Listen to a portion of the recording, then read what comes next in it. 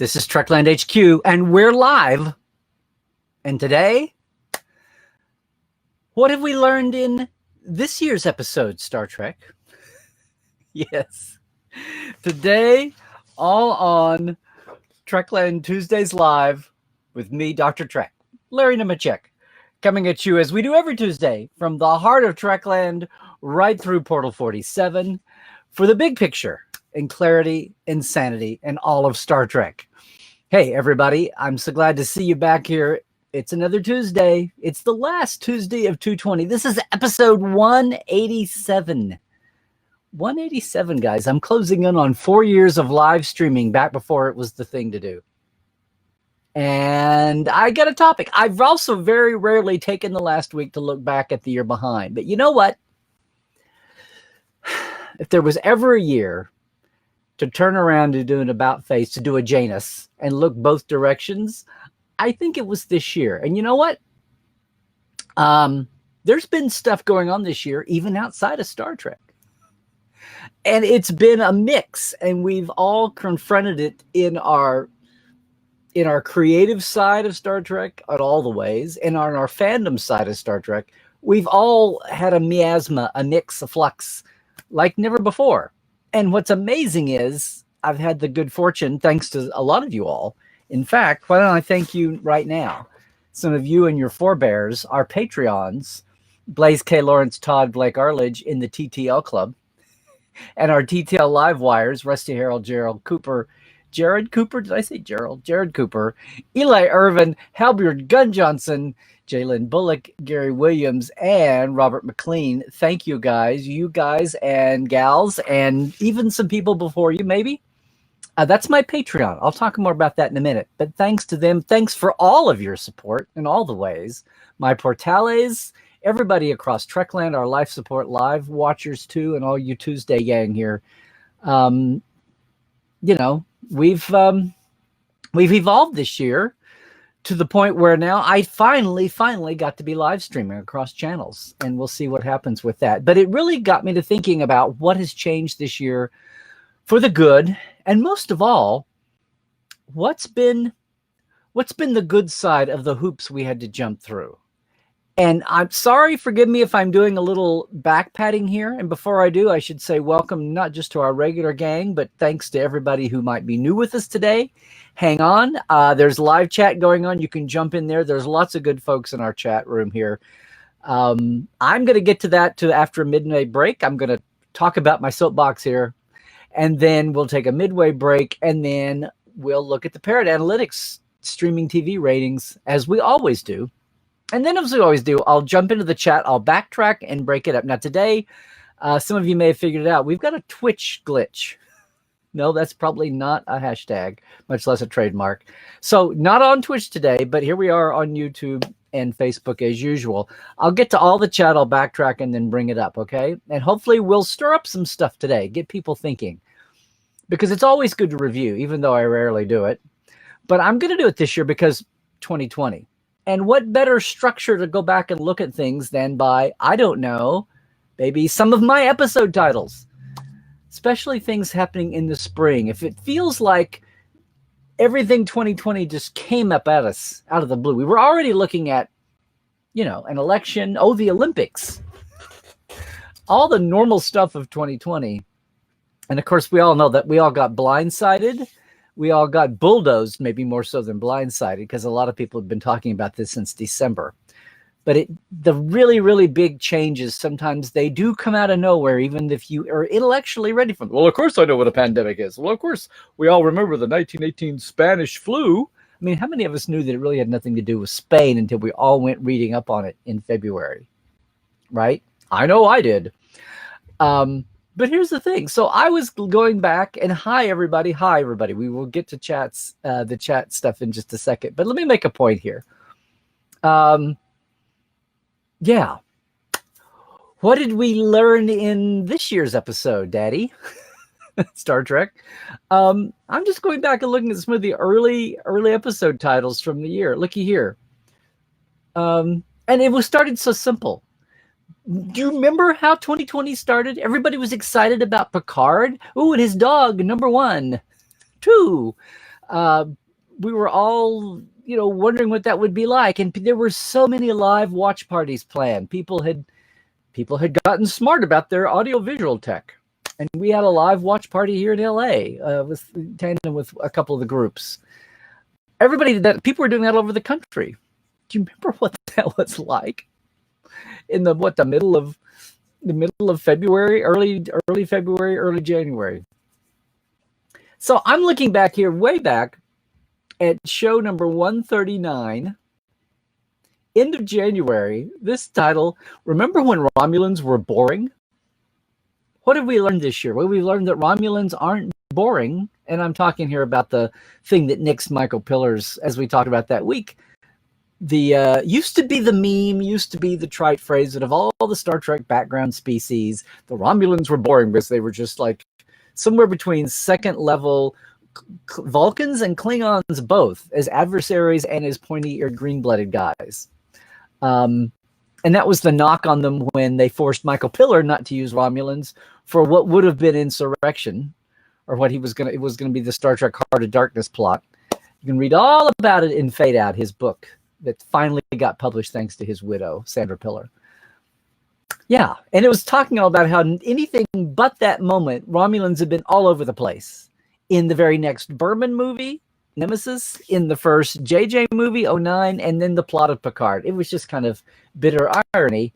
So Romulans aren't boring anymore. Then as the show went along, the uproar, and I don't get into the uproars of the week every week, but this one was really funny because it was the first time we'd had 15 years of lethargic stuckness on what Star Trek was. And it was finally the time we weren't just getting Discovery type updating, which was a little weird retcon updating, but we were getting actual updating. Go past Nemesis, they said. And they did, and then people couldn't handle it for a while. You can't force feed utopia. My show 141, February 11th, when people were all upset about Raffi's situation and her drug addiction and where she was living, and people were trying to wrap their heads around it. And I said, mate, one thing about living in a completely free, whatever they have, social democracy of the Federation, in a post scarcity world, whatever that means with replicators, you can't force feed utopia. If people choose to be slightly mentally unwell, you can't tell them what to do unless you've got a more authoritarian regime than you're letting on. And maybe that's true around the corners, but at least in Raffi's case, my point was, if people want to do that, you can't not make them. Anyway, it was such a simple time. It was such a simple time to be talking about merely on a Trek show what was going on the show and the fandom. Heaven forbid, that was all. I fast forward to March 10th here, my show 145. Suddenly, CoronaCon crazy. Will the web save us all? What we've learned this year is yes. The yes will save us all. But I love going back and seeing how that was on March 10th. Just as we weren't even in lockdown here yet. That was like the Tuesday before St. Patrick's Day, or the time before that. I don't know. Oh, look, the very next week, March 17th, our topic here was who wins Trek's Corona home camp? Because by then it was obvious that this was going to be down. We weren't going live, and who is going to master and upgrade their abilities here? Would it be conventions? Would it be the studios and networks and producers? Would it be fans? Would it be whole new companies jumping up to take advantage of this virtual connection that could still keep society and civilization going, much less fandom? And the answer, of course, is yes. All the above. Everybody and everything has jumped in to keep us sane, to keep us going. I mean, school, business, church, and of course, fandom in there somewhere. The top king of all of that, top tier of all that. That was March 17th. When this was still washing over, we had a lot of people still in denial. And not to say that we still have a lot of people in denial. Look at the soaring rates of everything. April 28th. I was a little ahead of myself, maybe, but here it's coming closer, more and more closer to focus. April 28th, show 152. Future fandom. Is virtual the real deal? What have we learned this year, Dr. Trek? What have we learned this year, Uncle Larry? Well, yes, there's going to be a lot of this carried onward. Now, we're all missing our live interaction. Nothing will ever replace live interaction. It's a repeat of the debate or the discussion we had like 20 years ago. Will the internet replace conventions? What will be the need for conventions and meetups and local clubs if we have everything online? Well, the one thing you cannot have online, even Zoom-wise, even multi-streaming live, is connection. We can't have our fan hugs. We can't admire each other's cosplay or model work close up. We can't get an autograph in person, much as it's exciting to see all the stopgaps that have been come up with. So virtual is the real deal for all kinds of new aspects, new avenues. And we've opened our minds to ways that things can be, which is what any crisis, any good crisis yields something beneficial that lasts well beyond the time the crisis is cured, right? And we're seeing that. That's what we've learned this year. Here's another thing, though. This year has not all been about COVID and the pandemic and your reaction or not. We had a big explosion, you may remember, in the middle of the year. On June 2nd, my show 157 was called Whiplash. Science Joy, Social Anger, and Star Trek. The George Floyd protests had just exploded, and we didn't even know then how huge they were going to be. The infamous faux Bible protest in D.C. and street clearing was about to happen. And on top of all that, SpaceX and NASA had just launched the Dragon capsule successfully. America, we were back in space with our own stuff, our own vehicles. And all of that celebrational, yay, any other time that would have been like dominating the overlapping science nerds and the science feel good of Star Trek's fandom. But here we were in the middle of marching to protest social justice, racial discrimination, ongoing systemic racism, the paradigm shift that was finally starting to blow across the country through many communities and many communities that needed to hear it and get it finally, sadly, with one after another headlines hitting us. How can you protest that? How can you stand up for that? How can you change the paradigm and still celebrate the fact that, yes, we are still human and having some human advancements?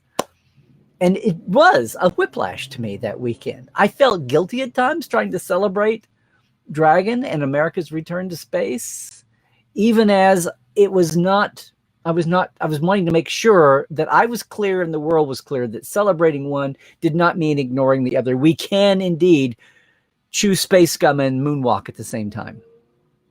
And I think we've proven that. I think the country and the world has proven that. But that was June 2nd. Wow. And then guess what? By the end of summer, hey, no conventions. Virtual was the real deal to get us through.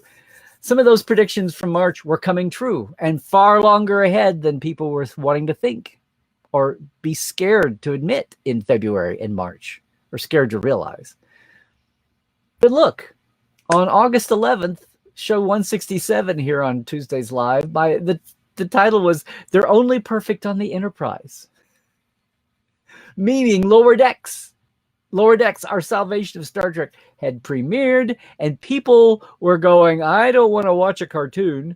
I don't think cartoons are good for Star Trek. Okay, I watched it, and boy, are these people screw-ups. Boy, are they screw-ups. And they talk about the TV characters all the time. And this was the first gleaning of, they're not perfect on the Enterprise. They screwed up plenty of times. And maybe everybody on the Cerritos and sister ships knew all about Kirk and Spock. And even in their own generation, as we saw later, Picard and Riker and Data and Troy and everyone else, Geordi, Worf. Okay, Bev too. Maybe everybody on the Cerritos knows everybody on the Enterprise because they really are heroes. Maybe of all those ships in Starfleet, only a few of them get a TV series. Only a few of them have a really good PR agent for a reason. Again, it's a new paradigm of something we hadn't considered much in Star Trek before. And it's where the new series are going. I didn't put my finger on it, but one of the things we've learned this year is, the buffet works. Now, it's taking a few more people a little bit longer to get there. And the shows are continuing to evolve. Cough, cough, Discovery Season 3 big time. And find their own way. But there is differentiation going. You can't lump all these series together. I don't have a title of a show. I probably did one. I just didn't find it on a quick look. But I know we've talked this year about whether you admit it, whether you can see it or not. As the years go by, these shows will all differentiate just the same way that TNG, DS9, and Voyager differentiated themselves. Just the way any crop of movies, the TOS movies, the next gen movies, all have different tones and quality levels. It will come with time. If it's not coming, if we're too close to it right now, it will be more obvious. Yeah, they're only perfect on the Enterprise. Not. Yeah. And then by the time we were rolling around into virtual conventions, September 15th show, number 172, they don't hide their Star Trek anymore, because I was so moved watching the Strange New Worlds writers virtual panel. By now, everybody knows what Zooming, everybody knows what virtual cons are like. And by September, the replacement New York Comic-Con featured a CBS studio panel with the main writing staff, a couple of the stars, 2 or 3 of the stars, Anson and Rebecca and Ethan, but the main writing staff, and watching them choke up and even tear up at one point about what it meant to be working on a Star Trek. We get to that point with most of the other. There are other staffs that have been there, and increasingly so over the years. And this bunch, despite what you will read on Toxic to YouTube, lots of the writers on Discovery, much less Lower Decks, obviously, and Picard are big fans. They're in the mix. They may even be a dominant majority on the staffs. And this is the first time out of the gate meeting these people, really, for fandom's sake, their introduction to fandom publicly, and a chunk of the show, 2, 3, 4, 5 minutes, a chunk of the hour, 45 minutes, was into people getting verklempt about what an honor and an awesome responsibility it was to work on a Star Trek series. That was just mind-boggling to me, that out of the gate, the first introduction features a section of time. And it wasn't just PR glib. It was totally organic and not driven by the questions. It came up from the people on the writing staff on the panel. And it just struck me that here we go. We are evolving. We are evolving. I look back at the whole year. I think, well, for one thing, Toxic, I haven't got this, in the first year of Trekland Tuesdays Live, I think it was the first year, I had an episode called Who Mocks the Mockers? And thankfully, and if you saw it, I was just very proud to be part of a whole new modern YouTube generation Christmas holiday special that Jessie Gender did. It's up on her channel right now. It was live debuting. It comes at the end of one of her regular theme YouTubes, but then is an added on holiday. It's really funny, really clever. There's over 30 podcasters and YouTubers there. And podcasters have been around a while. YouTube grabs the eyeballs for people who are too in a hurry, too ADD cultured to read anymore, or even listen to a podcast with audio if they're not commuting. But it was great to be there and realize 10 years ago, I don't think any of those people were around. Well, except for me. And it was just awesome to see the answer to that early, I don't know, it was in the 60s or 70s, the first year or so, right after the first year anniversary, when toxic YouTubing got to be such a pain after Discovery premiered and threatened to take over all of Trek Internet and the socials. And I pontificated, who is going to mock the mockers? I'm doing it. I'm trying, but we need more. We need more. Can you give us any more? And boy, howdy, they've stepped up. So yeah.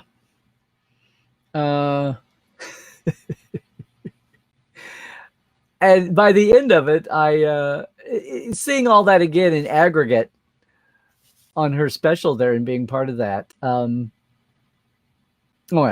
thing we've learned here is that whether or not you think it's Picard really or just an android now, there is a season 2 coming of Picard with Patrick Stewart playing Picard. Just so you know, that's what we've learned. Whether you like it or not, there's more coming. You'll probably adjust. Or whether you agree or just want to argue about definitions, there's more coming. You'll get to argue some more or debate it. And an awareness level here of that I haven't talked about yet. But guys, if you go back, and gals, even original series episodes and boy, the early Next Gens, one of the go-to plot lines for a B plot that drives the main A story is some pandemic, some plague happening. Even the Dramian plague in the animated series. There's some pandemic or plague that is pushing a plot point that has to be dealt with right here. Ooh, we got to decontaminate Arianis with a botanical plague. And guys, I think we get it now in a way that you couldn't get it if you just vaguely heard of the Spanish flu. This is why all those pandemics and plagues in Star Trek plots, especially the old ones, that's why it was enough to jet the Enterprise around all these important missions. It wasn't just some scary sounding B story. We get it. We get it. This is what happens to a society in pandemic free fall. Right? I think we've learned that. Can you watch, I don't know, Let That Be Your Last Battlefield now with a whole new level? Or, I don't know, Code of Honor? With a whole new appreciation for what a plague means, a pandemic means? I think so. Anyway, hey guys, I'm interested to talk to you about this. We're going to take a break here in a second. That's my review for 2020. What have we learned in this year's episode, Uncle Larry? Here's what we've learned. I guess I was kind of thrilled to be back there pointing things out, whether I had the biggest audience or not. At least you guys know, and it's there on the internet now for all time. And somewhere along the way, I've learned how great it is to be multi-streaming and to be reaching people on YouTube, to do it with as little tech backstage effort as possible, but yet still wanting to balloon that. And I have learned the value of a lot of things. For one thing, those names I showed you before, I've learned the value of patreon.com/TreklandLive after watching everybody else do it. Thank you. Every little bit helps to spread the Trekland way. Clarity, sanity, and the big picture in Star Trek. $5 and $10 every month. We're at the end of the month. If you jump in now, you can be with me helping support starting next month. They do that. Patreon bills you like PayPal-ish at the end of the month. It would be great if you can jump on. What else I've learned? I've learned that a failed cancel convention panel idea can be resurrected as a podcast, as a video show that's soon going to be podcast form too, as an extra. Dr. Matu, Dr. Ali, and Dr. Trek. One of us is a real doctor going boldly. You should join us on Saturdays. We just had a watch-along special one, a Christmas show replacement yesterday, live for Tapestry. But we're on every Saturday at 10 a.m. Pacific, 1 p.m. Eastern, 6 p.m. GMT in the UK, and 7 in Central Europe. Join us next week. We'll be back at our regular time. We had a guest on a couple of weeks ago, the author of Mr. Spock's Little Book of Mindless. And we've got a whole new year coming up. Who knows? We started that for the duration. Who knows how much longer we'll go it, but right now we're trying to build it and feeling really good about things. Dr. Ali brings a lot of good thought. I bring a lot of fun to Dr. Ali, hopefully, and even some insight myself at times. So that's going on. And I also learned that it's okay to take a little bit longer hiatus than normal, as long as you can stay fresh and come back. We were gone for 2 months this year. on our break, our season break for the Trek Files, but we're back now. There's a new one up today with the guy that did the stamp, all the UK stamps. And by the way, oh, now don't do this to me. Here they are. By the way, thanks, Rebecca. I got the UK stamps. Yay, these are awesome. Speaking of stamps, we've got the US stamp petition guy for Star Trek since the 80s, who finally saw his dream come true.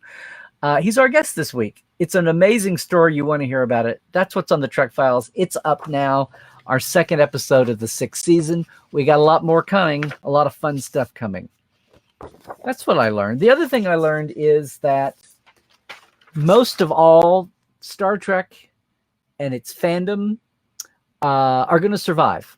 We're going to survive. We are going to live long and prosper. We're going to find all new ways of doing it if we have to, whether it's live, whether it's virtual, whether we're bombed back to, we're pandemicked back to the Stone Age and we have to do it with carrier pigeon, much less go back to stamps and paper and ink days. But we got this modern techie thing going. We've come leaps and bounds. How many 47 factors worth of improvement in everybody's zooming and teching. And you all saw the my sagas going from camera to camera to camera to improvements to lighting to my new iMac arriving in the summer.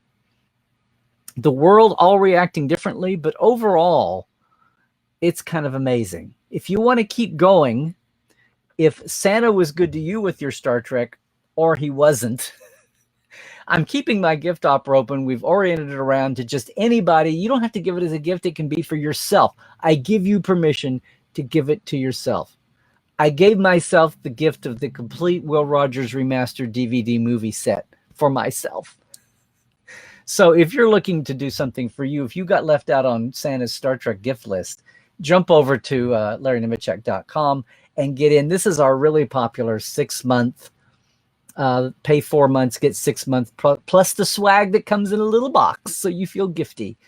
It's going up. I've extended it. We're going to send it past December 31st for a few more days into the new year.